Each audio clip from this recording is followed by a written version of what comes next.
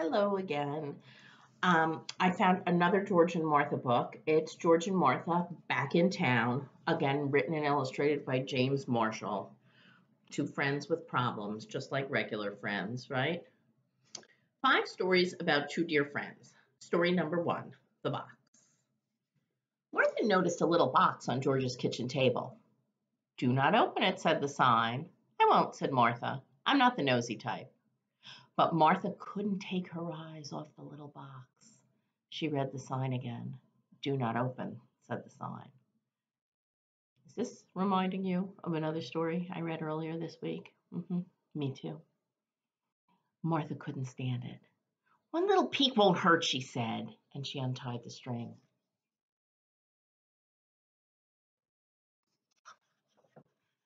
Out jumped George's entire collection of Mexican jumping beans. Oh, my stars, cried Martha. It took Martha all afternoon to round up the Mexican jumping beans. One yellow one gave her quite a chase.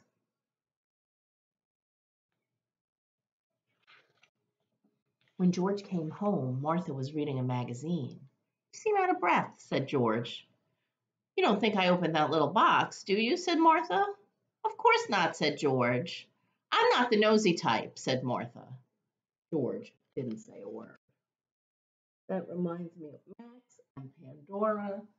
There's a saying that curiosity killed the cat. Remember, we got that from Junie B. Jones, and we realized that it means like cats are kind of curious and sometimes it gets them in trouble or hurt.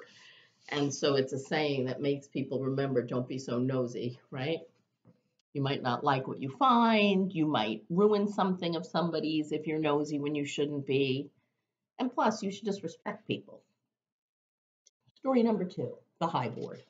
Oh, I think I know what this is going to remind us of too. Today, said George, I will jump from the high board. Don't do it, cried Martha. Everyone will be watching, said George. You never catch me up there, said Martha. That's because you're a scaredy cat, said George.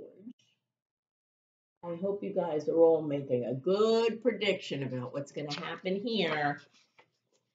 But when George got up on the high board, he lost his nerve. I can't do it, he said. Everyone is watching me. His knees began to shake. I'll be right up, said Martha. Look how funny he is on that tiny, skinny ladder and that tiny little board. That cracks me up. Martha climbed up the ladder. Now what, said George. I'll go first, said Martha. And she jumped off.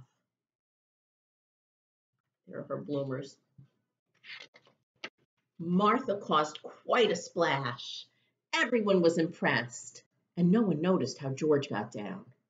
I just didn't feel like it today, said George. Martha didn't say a word. I think you probably all predicted that George would be too scared to jump, and you were right. Story number 3, The Trick. Look at his eyes. Look at him sideways. So funny, like he's sneaky. George was fond of playing tricks on Martha, but that was not Martha's idea of fun. And when she found her house slippers nailed to the floor, she was not amused.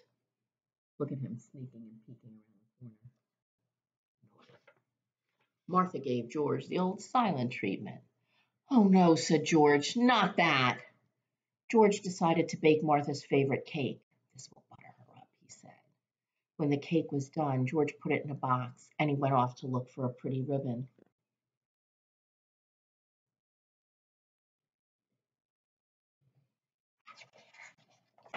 I have a surprise for you, said George. It's another trick, said Martha. Not this time, said George. You open it, said Martha. Very well, said George, I will. Martha bit her nails while George pulled off the ribbon. Can you guess? I think you can. Out jumped 1 rubber tarantula, 1 stuffed snake, 4 plastic spiders, and 2 real frogs. Egad, cried George. I've been tricked. And by the way, said Martha, the cake was simply delicious. She got him back. Story number 4, The Job. Can you see what his job is? George was excited about his new job. It's hard work, said Martha. You must be very strict. I'll try, said George. No horsing around is allowed, said Martha. Thanks for the advice, said George. That's what friends are for, said Martha.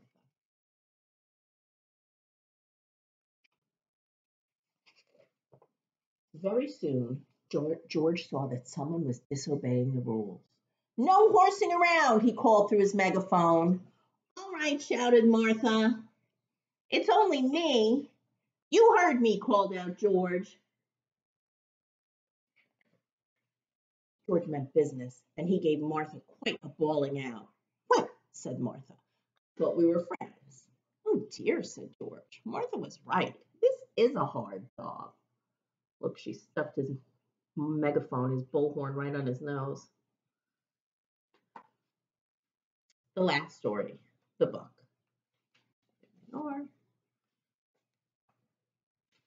George was all nice and cozy. May I join you, said Martha. I'm reading, said George.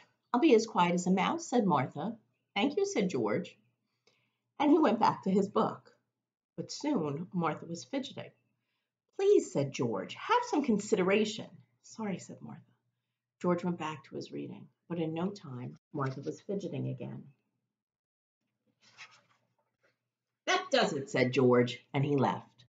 At home, he got all nice and cozy again. He opened his book. It is important to be considerate of our friends, said the book. It certainly is, said George. Sometimes we are thoughtless without even knowing it, said the book. I'll say, said George, Martha should read this book. He went to find her. Sorry I was fidgeting, said Martha. I got lonely. Oh, said George, I never considered that. What did you want to tell me? Said Martha. Oh, nothing, said George. I just got lonely too. And they sat and told stories into the night. Martha didn't even fidget once. Okay, guys, that's the end. And I will see you again soon. Bye.